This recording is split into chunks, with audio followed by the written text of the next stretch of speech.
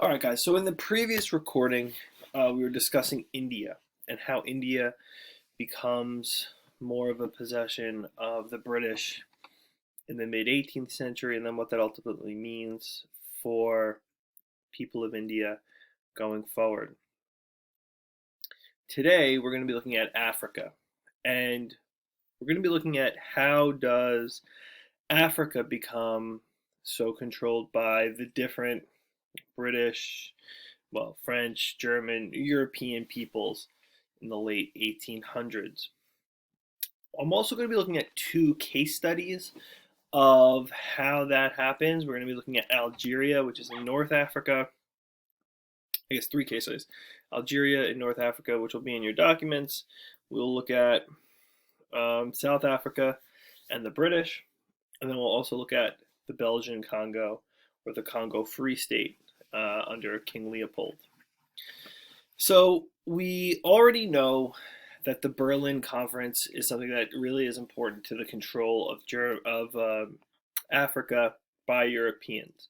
You'll also remember, I hope, that the Europeans had wanted control within Africa over the course of the 19th century and before that, 1700s, 1600s, but they just were not able to, right? It was not the case that they did not want to, it was that they just couldn't.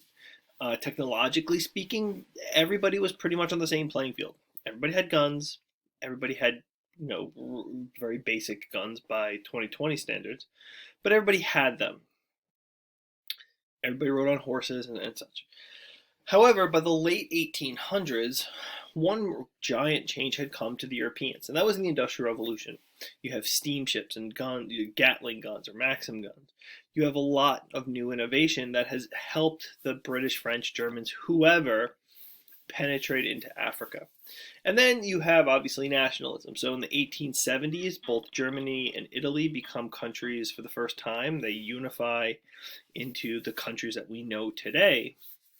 And in 1884-85, Otto von Bismarck, the leader of Germany, the Chancellor of Germany, calls a meeting at Berlin where he wants to meet with King Leopold, a person who we'll talk about in a little bit.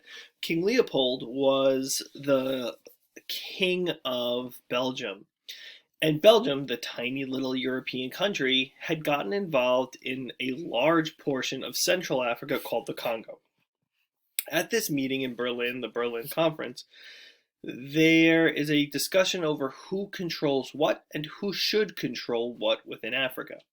So Leopold and also Bismarck and others start to question who should have and who should have and who should be able to possess certain portions of Africa. Now, no Africans were represented here. Only Europeans. And what this does is this creates what's called the scramble for Africa. Why?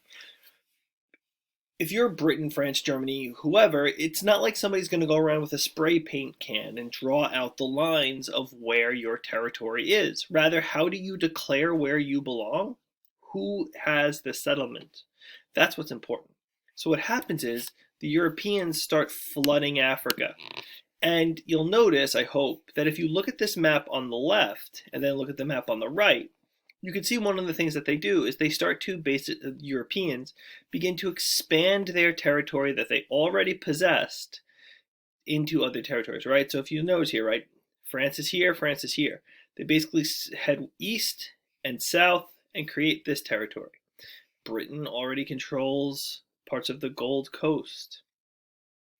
And that turns into what they control here. You can see that also here with Portugal, right? Portugal controls these territories, Angola, Mozambique, grow those territories. Germany. Belgium is a little different. Belgium only gets involved after King Leopold gets involved. So let's start looking at South Africa, which is one of the territories that Britain winds up getting control of. For the people of South Africa, the 1800s, the late 1700s, 1800s, had been a period of massive fighting with the British. There had been a lot of concern over with the African tribes that already lived in South Africa, and they're fighting with the British in order to get more territory, or more importantly, less British control. So in the 1700s or in the 1800s, there's a lot of fighting that goes on between the Dutch, the British, the French, but also the African tribes that live there. So by the late so you have here a couple of wars that are going on between the British and the Zulu nation in particular. It's also important to point out here that the different African tribes also fought with the Europeans against other Europeans. So one of the things that the Zulu nation does is they actually have pretty good relationships with the people, with the Dutch people in South Africa. Again, they do this because they're making political decisions over who's the best for them. By the late 1890s, there is a major war that breaks out between the British government and British settlers and a group of people called the Boers. Now, the Boers are Dutch farmers. Afrikaners are basically a term for Dutch people who are born in Africa.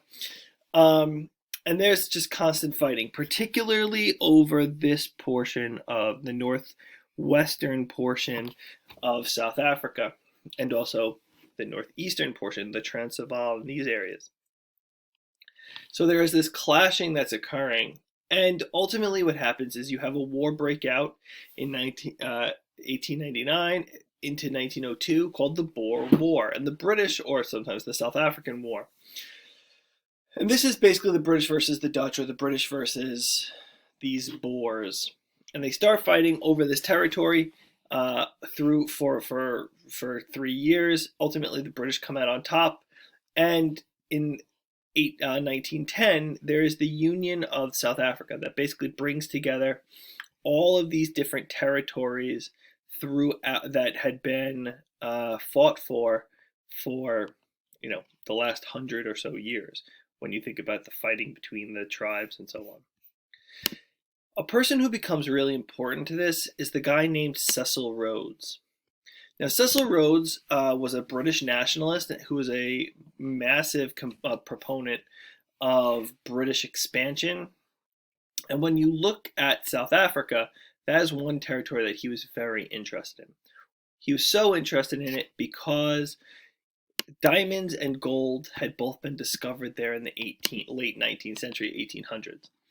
Gold was obviously so huge, and diamonds are so huge in terms of profitability, that Rhodes wants to develop this. I should also point out here that Rhodes, if anybody's heard of a Rhodes Scholarship or a Rhodes Scholar, that's this guy, right? He had so much money that he supported those scholarships to those British institutions, Oxford and Cambridge. Rhodes is a massive nationalist, but he's also an entrepreneur in terms of the mining industry. He works with the De Beers Company, and he also is the governor of the British South Africa Company. He uses these two companies to manage and control South Africa. He also goes back to Britain quite frequently, and he gives speeches about how great South Africa was or is.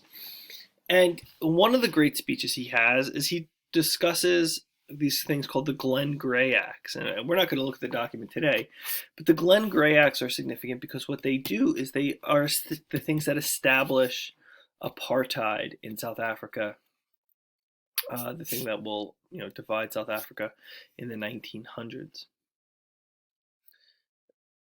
Rhodes was also really interested in connecting all of Africa from South Africa to Egypt under British control, so that a British person could start in Cape Town, South Africa, and walk all the way north into Cairo in Egypt.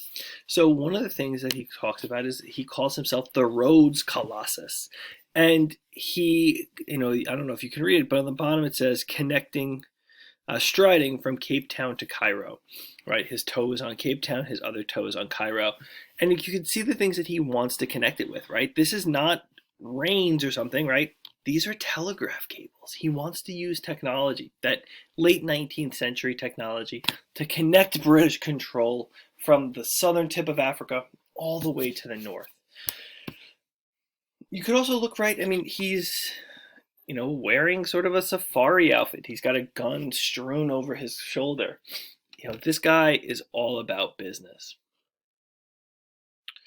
So you have this Boer War, these involvements in South Africa that become hugely significant to controlling the region, and ultimately wound up giving Britain control in the area. Okay, so we've talked about South Africa, and that was what the earlier portion of this video is on. The next portion of that we're going to talk about here is the Congo, and then we're going to talk about different types of styles of control. So in the Congo, so where is the Congo, right? So the Congo is in Central Africa. Probably going back to this map might be a little helpful. So this is where the Congo is. It calls it here the Belgian Congo. That's because this map's from 1914. Before the early 1900s, it's called the Congo Free State. So the Congo Free State was under the control of King Leopold of Belgium, who controlled the region from 1885 until 1908. During this region, it was his own private colony. It was not the colony of Belgium. It was his personal colony. Meaning that when money was extracted from here, it went straight to his pocket. It did not go to the national government. Now, why is that a problem? The problem here is that this is an individual territory. Where is he getting his money from, or where is he getting his income from to afford this, but through the country. So he needs to also back this up, right? This is all about trying to make money. So rubber trees, which is where rubber comes from, it comes from the sap of the rubber tree, is extracted, and what happens is Leopold gets rubber trees and rubber seeds to be grown in Africa, in the Congo. He grows these rubber trees to produce the sap to keep the Industrial Revolution going. So he then, in order to try and extract as much rubber as possible and make as much profit as possible, he is extremely brutal to the people of Africa, of the Congo, excuse me.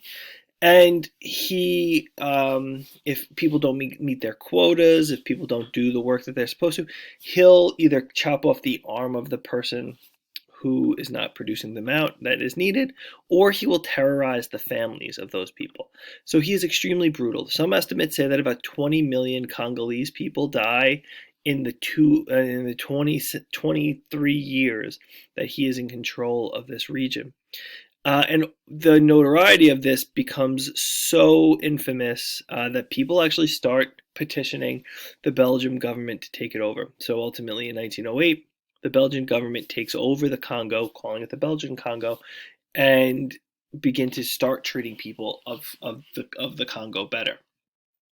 There's a website that I think is great. I posted it in the enrichment folder that I think is really helpful. It's got videos attached to it. It's got a little bit of information here, but it's got some really interesting images. So this is Leopold. This is the map of the Belgian Congo. Ultimately, red rubber is what it was called when things were, blood rubber or blood diamonds, right? Those ideas. And then there's some images that are really, really troubling, all the way at the bottom here, of how people are treated with hands chopped off and such. But anyway, so definitely check that out. The final thing I want to talk about here is, and I'll switch to full view. The final thing I want to talk about here is direct versus indirect control. Direct control is where people in the colonies are treated exactly as the people of the country would be. So we'll talk about Algeria in the next video. They'll talk about how the people of Algeria were treated like French people. They learned French. They were paid the same as the French people. It was a way of assimilating these people. Paternalism. Treat these people like us so we can change them.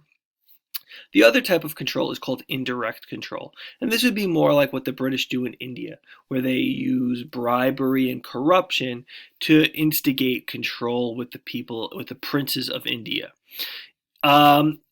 Assimilation or direct control is a bit more costly, but indirect control saves more money.